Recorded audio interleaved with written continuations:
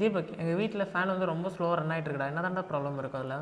Yuan, ஃபேனில் பார்த்தோன்னா எப்போவுமே பேசிக்காக 3 பிரச்சனை தான் நமக்கு ஏற்படும். என்னென்ன பார்த்தோன்னா, ஃபஸ்ட்டு நம்ம பேரிங்கு, கண்டென்சரு, காயில்.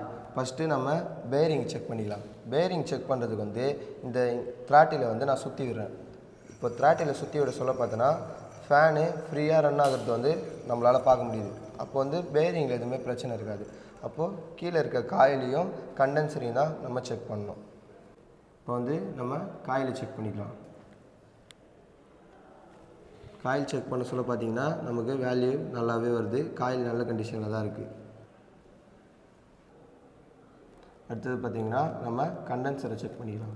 கண்டென்சரை செக் பண்ண சொல்ல பார்த்திங்கன்னா வேல்யூ வந்து நமக்கு கம்மியாக வருது. அப்போ கண்டென்சர் தான் வந்து வீக்காக இருக்குது. இப்போ கண்டென்சரை சேஞ்ச் பண்ணோன்னா ஃபேன் வந்து நமக்கு ஃபாஸ்ட்டாக ரன் ஆகும்.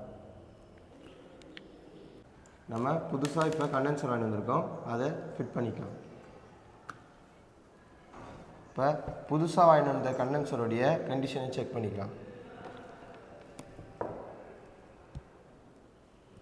நமக்கு இப்போ நம்ம கண்டென்சருடைய கண்டிஷன் பார்க்கலாம். இப்போ ஒயர்ஸ் பார்த்திங்கன்னா நம்ம கனெக்ட் பண்ணிக்கலாம்.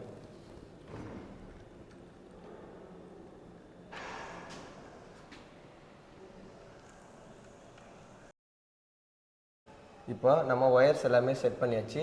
ஃபேன் சுவிட்சை ஆன் பண்ணி ஃபேன் ரன் ஆகுறத பார்த்துக்கலாம்.